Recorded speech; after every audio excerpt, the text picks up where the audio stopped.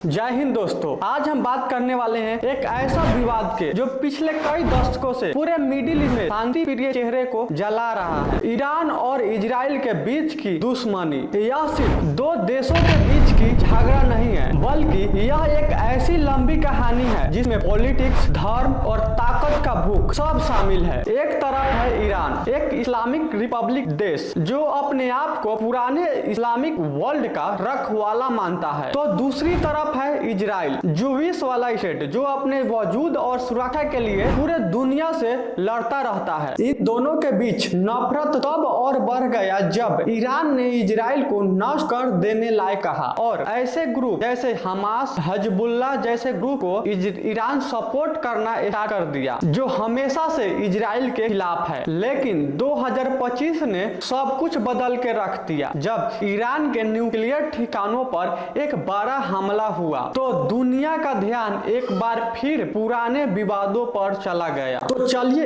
इस कहानी को समझने के लिए चलते हैं उस वक्त जब अभी अभी सब कुछ शुरू हुआ था। आज हम जहां ईरान और इजराइल के बीच एक गहरी दुश्मनी देखते हैं, वहीं पर एक दिन इन दोनों के बीच अच्छा दोस्ती और रिश्ता हुआ करता था। 1948 में जब इजराइल अपना अस्तित्व का घोषणा किया, तब दुनिया के कई मुस्लिम देश इजराइल के खिलाफ थे। लेकिन उस वक्त ईरान ने एक मुस्लिम कंट्री होते हुए भी एक अलग रास्ता चुना। उस वक्त के ईरान के शाह राजा पल्लवी ने इजराइल के साथ अच्छा संबंध बनाए रखा। ये दोनों देश अमेरिका के करीबी दोस्त थे और इसीलिए इन दोनों के बीच ऑयल ट्रेड, इंटेलिजेंट शेयरिंग और मिलिट्री कॉर्पोरेशन जैसी एक्टिविटी होती रही। ईरान ने इजराइल में अपना एम्बेसी भी खोला था और दोनों देश स्ट्रेटेजिक पार्टनरशिप के रूप में काम करते थे। लेकिन यह दोस्ती ज्यादा दिन तक नहीं टिक पाई। 1979 में ईरान में एक बड़ी क्रांति आई, इस्लामिक रेवोल्यूशन। शाह की सरकार गिर गई और उसी जगह पे आया अयतुल्लाह खोमैनी, जो एक इस्लामिक लीडर था। खोमैनी ने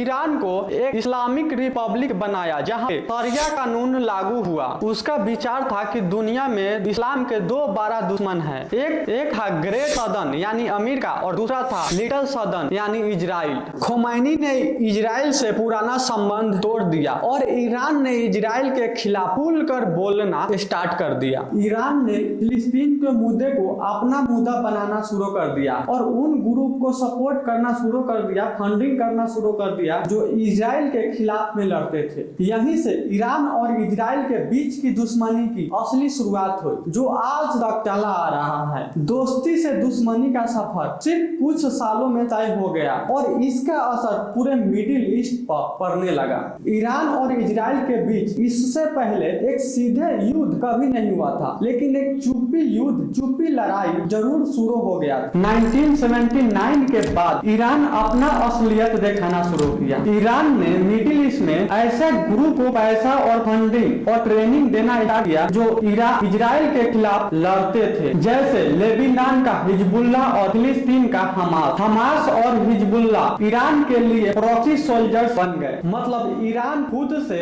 इजराइल पर अटैक नहीं करता था और ईरान के बदले हमास और हिजबुल्लाह जैसे ग्रुप इजराइल पर अटैक करते थे। इन्हीं सब हमास और हिजबुल्लाह जैसे ग्रुपों के कारण इजराइल में अटैक, रॉकेट अटैक और बॉम्बिंग जैसा और बॉर्डर जैसा विवाद होने लगा। लेकिन यह एक पहलू था, इसके पीछे ईरान ने अपना न्यूक्लियर प्रोग्राम पर एग्रेसिव दिखाना शुरू कर दिया। नातांज, फोर्डो और इस्फहान जैसे जगहों पर यूरेनियम इनरिचमेंट शुरू हुआ। यूरेनियम इनरिचमेंट यही प्रोसेस है जो न्यूक्लियर बम बनाने के लिए जरूरी होता है और यह इजराइल के लिए बहुत बड़ा चिंता थी, क्योंकि ईरान के लीडर इजराइल को पूरी तरह से खत्म कर देने की बात कहते रहते थे। इजराइल ने इसको खतरा की तरह समझा, यानी ईरान में जब परमाणु बम का प्रोसेस चल रहा था, तब इजराइल पर इसको परमाणु बम को खतरा की तरह समझने लगा। इसका जवाब भी इजराइल ने ईरान को चुप्पी तरीके से दिया। ईरान के न्यूक्लियर साइंटिस्ट को एक एक करके टारगेट करके मारना स्टार्ट कर दिया। 2010 में एक और बड़ी घटना हुआ। इजराइल ने अमेरिका के साथ मिलकर एक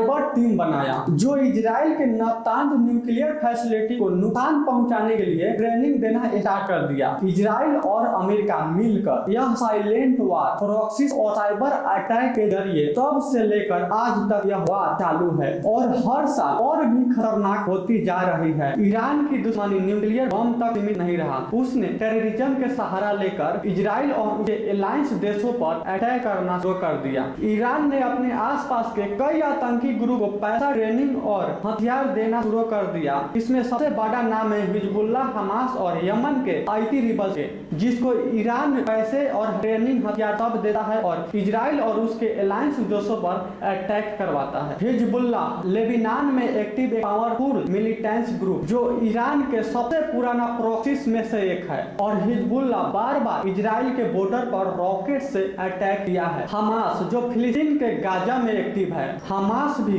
ईरान के कहने पर इजराइल में बार बार रॉकेट से अटैक किया है। सबसे बड़ा अटैक हुआ 7 अक्टूबर 2023 को, जब हमास ने एक साजिश की तहत इजराइल के सिविलियंस वाले एरिया पर अटैक किया और बहुत सारा सिविलियंस को बुरी तरह से मार दिया। हौतीस जो यमन में स्थित है, उन्होंने भी ईरान के मिसाइल से सऊदी अरब और रेड सीओ के शिपिंग पर अटैक किया। यह अटैक सिर्फ एक कंट्री तक सीमित नहीं रहा, यह ग्लोबल सिक्योरिटी के लिए खतरा बन गया। 2015 में ईरान और पूरे वर्ल्ड पावर के बीच एक डील साइन हुआ। उस डील में ईरान ने वादा किया था कि ईरान कभी भी यूरेनियम इन्वेस्टमेंट को 60% तक नहीं ले जाएगा, लेकिन 2018 में इस डील से अमेरिका खुद को बाहर कर लिया। डॉलर ट्रंप आया 2018 में और अमेरिका को इस डील से बाहर कर लिया। उसके बाद जैसे ही अमेरिका इस डील से बाहर हुआ, उसके बाद ईरान ने यूरेनियम इन्वेस्टमेंट को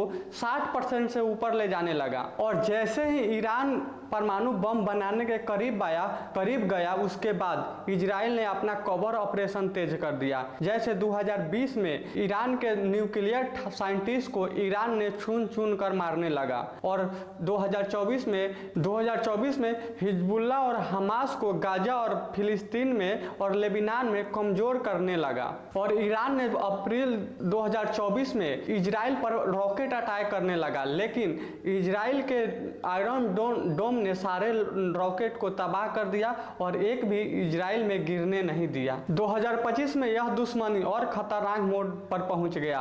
12 जून 2025 में इजराइल ने एक मिशन स्टार्ट किया, ऑपरेशन राइजिंग लाइन। इस ऑपरेशन में इजराइल ने 200 से ज़्यादा जेट को ईरान के फोर्दो, नातांज और इस्फहान जैसे परमाणु ठिकानों पर अटैक किया और उसको तबाह करना शुरू किया।